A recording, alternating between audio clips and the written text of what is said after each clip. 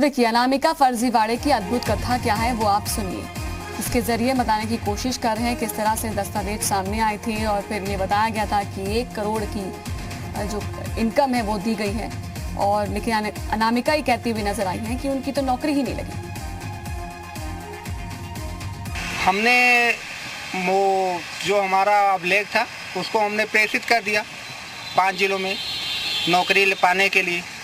अब हम काउंसलिंग नहीं करा पाए और उसका जो दुरुपयोग हुआ किस तरीके से हो, कहाँ से हो, ये तो आप लोग सक्षम है, आप लोग ही पता कर सकते हैं। मूल अभिलेख मेरे पास है। क्या कर रही है मेरी वाइफ कुछ नहीं कर रही, घर पे ही रहती है। तो सुना आपने, ये क्या कुछ कहते हुए नजर आए हैं। उनके पति हैं यूपी के बेसिक शिक्षा मंत्री सतीश द्विवेदी ने प्रेस कॉन्फ्रेंस करके बताया कि इस पूरे प्रकरण का खुलासा प्रेरणा ऐप के जरिए हुआ है। उन्होंने बताया कि अनामिका शुक्ला के नाम से 6 विद्यालयों से 12,24,700 रुपए के भुगतान का खुलासा किया है। बागपत के बरौत ब्लॉक में जो कस्तूरबा गांधी बालिका विद्यालय है उसमें एक कार्यरत शिक्षिका अनामिका शुक्ला जो एक पोस्टिंग वहां पर थी, उस बेस पर चूंकि पहला डेटा वहां मिला, उस बेस पर जो जांच की गई 8 अन्य जनपदों के एक कस्तूरबा विद्यालयों में, यानी कुल 9 विद्यालय। ये जनपद है वाराणसी, अलीगढ़, कासगंज, अमेठी, रायबरेली, प्रयागराज, सहारनपुर तथा अंबेडकर नगर में पूर्णकालिक विज्ञान शिक्षकों की नियुक्ति हुई है। एक का डॉक्यूमेंट है, उस डॉक्यूमेंट का इस्तेमाल हुआ है। उस डॉक्यूमेंट का इस्तेमाल करके अन्य जगहों पर कोई और शिक्षिका अनामिका शुक्ला के नाम से गई है, उस पर नियुक्ति हुई है, ये बात सामने आई है। 6 विद्यालयों के माध्यम से अनामिका शुक्ला के डॉक्यूमेंट पर नियुक्त हुई शिक्षिकाओं को 12,24,700 रुपए का भुगतान हुआ है। कांग्रेस महासचिव प्रियंका गांधी ने फर्जी टीचर अनामिका शुक्ला मामले को लेकर योगी सरकार पर निशाना साधा है। प्रियंका गांधी ने ट्वीट किया है कि ये इंतहा है भ्रष्टाचार की। यूपी सरकार को अनामिका शुक्ला के घर जाकर उनके पूरे परिवार से माफी मांगनी चाहिए। कांग्रेस नेता ने आगे कहा कि लूट की व्यवस्था ने एक साधारण महिला को अपना शिकार बनाया। ये चौपट राज की हद है। अनामिका को न्याय मिलना चाहिए, उन्हें मानहानि का मुआवजा दिया जाए, उन्हें सरकारी नौकरी दी जाए, पूरे परिवार को तुरंत सुरक्षा व्यवस्था दी जाए। तो देखिए, इस मसले पर भी राजनीति शुरू हो चुकी है। प्रियंका गांधी ने ट्वीट करके इस मुद्दे को गरमा दिया है।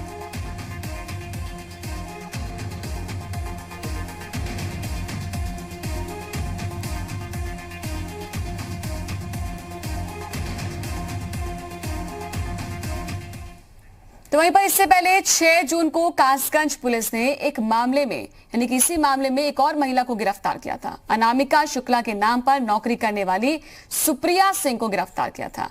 सुप्रिया सिंह फर्रुखाबाद के कायमगंज विकास खंड के गांव यहाँ पे रजपालपुर की रहने वाली है। सुप्रिया के पिता का आरोप है कि उनकी बेटी के साथ धोखाधड़ी हुई है। फिलहाल कोर्ट ने आरोपी शिक्षिका को 14 दिन की न्यायिक हिरासत में भेज दिया है।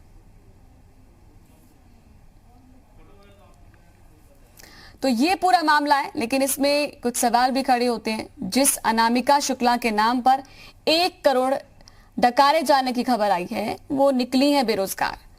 दूसरी खबर जो कि पहला इससे जुड़ी हुई है कि जिसको महिला को गिरफ्तार किया गया था कि अनामिका के नाम से फर्जीवाड़ा हुआ है। 1 करोड़ की धनराशि जो भुगतान होती है सैलरी, वो अलग अलग खातों के जरिए पहुंची है।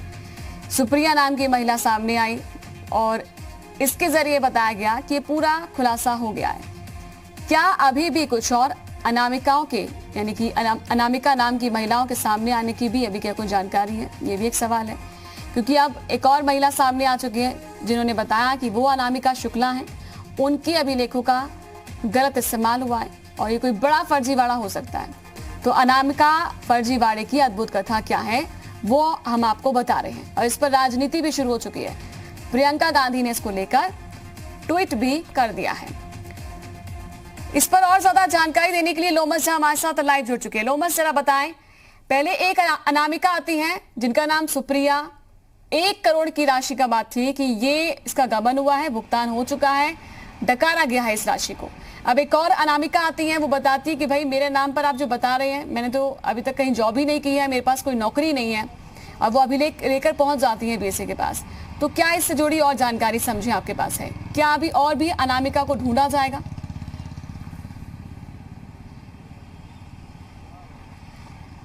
बिल्कुल, मैं आपको बता दूं कि अगर हम शिक्षक संस्थानों में देखें तो इस तरह की लापरवाही आम हो चुकी है। उत्तर प्रदेश की बात करें तो आप पहले भी देख सकते हैं कि कई ऐसे मामले निकल करके आए हैं जहां पर ऐसे शिक्षक हैं जो अपने फ्रॉड जाली दस्तावेजों के साथ वो नौकरी करते हुए कई सालों तक नौकरी करते हुए दिखे हैं। बाद में उनको पकड़ा भी गया है, एसटीएफ ने भी पकड़ा है। तो कई ऐसे शिक्षक पहले भी पकड़े जा चुके हैं और अब इस तरह का मामला निकल करके सामने आता तो कहीं ना कहीं एक सवालिया निशान खड़ा हो जाता है एक पूरे प्रणाली पे, एक शिक्षा व्यवस्था पे। जिस हम शिक्षा व्यवस्था को मजबूत करने की बात करते हैं, अगर हमारा वो शिक्षक ही इस तरह का फ्रॉड करते हुए नजर आता है और बताया जा रहा है, इस मामले की अगर बात करें तो पूरे मामले को अगर गौर से देखें तो कहीं ना कहीं बड़ी लापरवाही निकल करके सामने आ रही है, बड़ा भ्रष्टाचार का पूरा एक कार्रवाई निकल करके सामने आ रहा है। तो कहीं ना कहीं जो आरोपी है, पुलिस तो एक तरफ ये कह रही है कि हमने उस जो शिक्षिका है उसको पकड़ लिया है जो गलत नाम का प्रयोग कर करके उन्होंने पूरे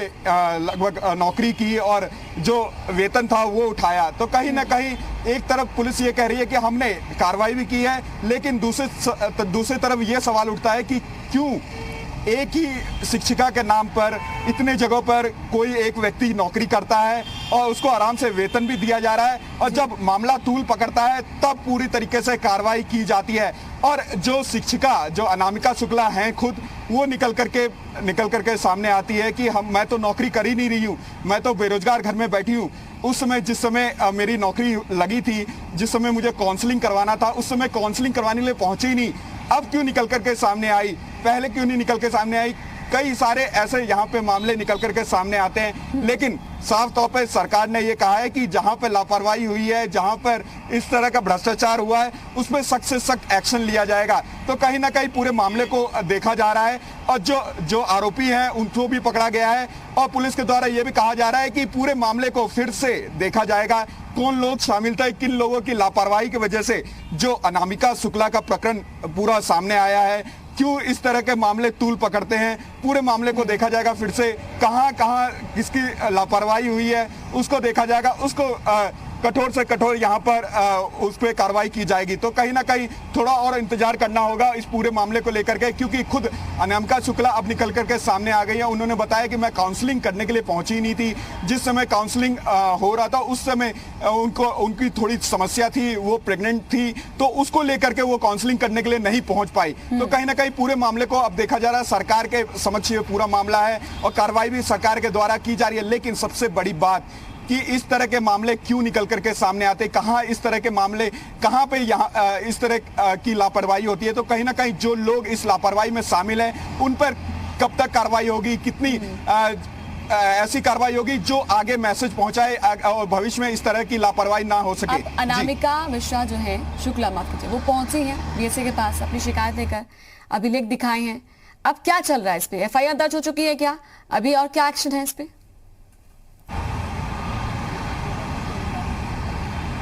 देखिए, पूरे मामले में एफआईआर दर्ज हो चुकी है और लगातार जो आरोपी हैं उनको भी पकड़ लिया गया है और उनसे लगातार पूछताछ की जा रही है। क्योंकि पहले उन्होंने तो नाम अपना अनामिका शुक्ला ही बताया था, लेकिन बाद में उन्होंने अपना नाम, जो सच्चा नाम, जो सही नाम है, वो बताया। तो कहीं ना कहीं जो आप देख सकते हैं पूरी प्रक्रिया की अगर बात करें कि अगर टीचर ज्वाइनिंग की बात करें तो पूरी एक लंबी प्रक्रिया होती है। कई बार दस्तावेज आपके खंगाले जाते हैं, कई बार आपसे पूछताछ की जाती है, कई बार आपके फोटो को मैच करवाया जाता है, कई बार आपके सिग्नेचर को मैच करवाया जाता है, कई बार आपके फादर के नाम को मैच करवाया जाता है आपके मूल दस्तावेज से। तो कहीं ना कहीं किसके द्वारा ये लापरवाही की गई है? अगर एक आप जगह की बात करें तो चलिए मान कर चल सकते हैं कि आपसे लापरवाही हुई है, लेकिन इतने जगह से आप एक ही शिक्षिका को आप पूरी तरीके से नौकरी करवा रहे हैं, उनको वेतन दे रहे हैं, तो कहां पर किसके द्वारा ये लापरवाही की गई है उसको देखना जरूरी होगा। और जो भी लोग इस पूरे मामले में शामिल है उनको सख्त से सख्त उनके ऊपर कार्रवाई की जाएगी। तो कहीं ना कहीं सरकार का रुख साफ है, जो भी भ्रष्टाचारी है उनको सख्त से सख्त सजा मिलेगी और जो भी इस पूरे मामले में शामिल है तो कहीं ना कहीं उन पर सख्त से सख्त कार्रवाई होगी। अब जो अनामिका सामने आई है वो क्या गोंडा की ही रहने वाली है? क्या उनका परिवार वही रहता है? क्या दस्तावेज उनके पास है, पूरा प्रूफ है?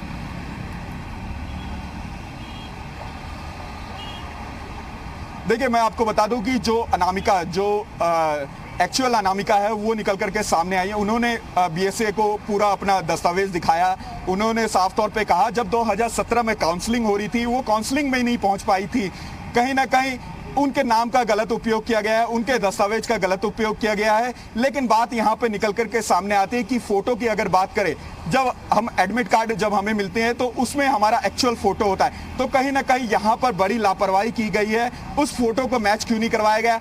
और उनके ये भी बताया जा रहा है, जो एक्चुअल अनामिका निकल करके सामने आई है, उन्होंने बताया कि मेरे दस्तावेज में मेरे पति का नाम दिया गया था, ना कि मेरे फादर का। तो कहीं ना कहीं जो पहले से काम कर रही थी, जो अनामिका शुक्ला जिनके ऊपर जांच यहाँ पे बैठाई गई थी, उनके वहाँ पे पिता का नाम दिया गया था। तो कहीं ना कहीं यहाँ बड़ी लापरवाही है कि आपने एक्चुअल जो प्रमाण पत्र थे उनसे क्यों नहीं मैच करवाए पूरे प्रमाण पत्रों को। कहीं ना कहीं ये लापरवाही है और पूरी तरीके से लगातार जो बीएसए के अधिकारी हो या फिर दूसरे अधिकारी हो वो कार्रवाई करने की यहाँ बात कर रहे हैं। और साथ ही जो बेसिक शिक्षा मंत्री है उनके तरफ से ये कहा गया है कि पूरी सख्त से सख्त कार्रवाई की जाएगी और जो भी भ्रष्टाचारी होगा उसके ऊपर सख्त से सख्त यहाँ पे इस मामले को लेकर के कार्रवाई की जाएगी। एक ही नाम की जो महिला है उसके नाम पर वाराणसी, कासगंज, अलीगढ़, रायबरेली, प्रयागराज और सहारनपुर, अमेठी और अम्बेडकर नगर में इन तमाम जगहों पर पेमेंट होती रही। कभी किसी ने भी खंगालने की कोशिश नहीं की। अचानक से ये बात सामने आई है। बताया गया कि प्रेरणा ऐप के जरिए भी खुलासा हुआ है। क्या कुछ इस पर खुलासा हुआ, कैसे पता चला, ये भी जानना चाहेंगे हम आपके जरिए। और क्या अभी और भी अनामिका को खंगाला जा रहा है या वाकई अब ये संतुष्टि हो गई है कि यही वो अनामिका है?